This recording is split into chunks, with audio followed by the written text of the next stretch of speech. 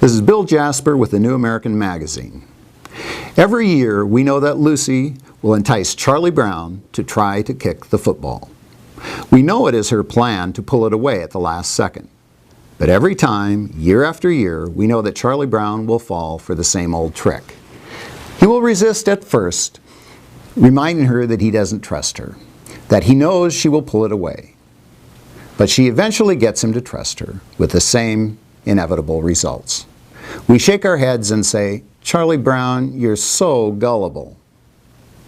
If we allow Congress to approve the impending Trans-Pacific Partnership, we will have proven ourselves just as gullible as Charlie Brown. However, the consequences will be far more serious than Charlie Brown's downfall.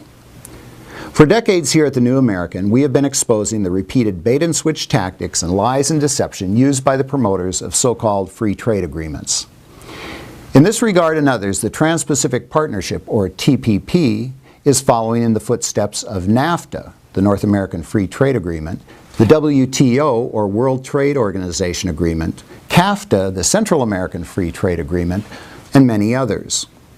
Lucy's role has been played by both Republicans and Democrats in the White House and in Congress. Right now, President Obama is playing the top Lucy role, assisted by Secretary of State John Kerry. Not only is Kerry a supporter of the TPP, but he was also a supporter of NAFTA when he was in the Senate in the early 1990s. Senator Kerry ignored our warnings that NAFTA's Chapter 11 would establish courts that would be used to undermine our sovereignty and override our Constitution, as well as our local, state, and federal laws.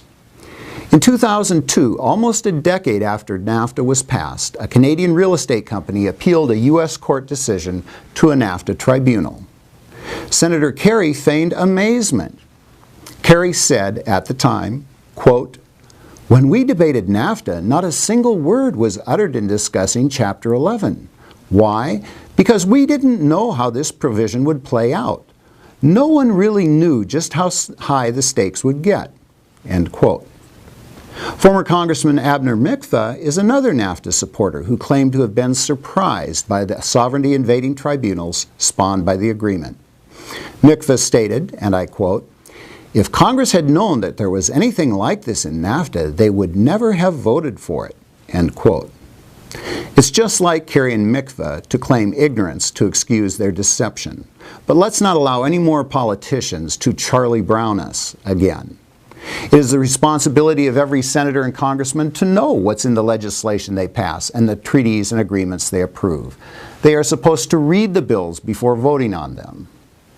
It's time to hold our politicians accountable. For more information on how you can help stop the TPP, visit us at thenewamerican.com.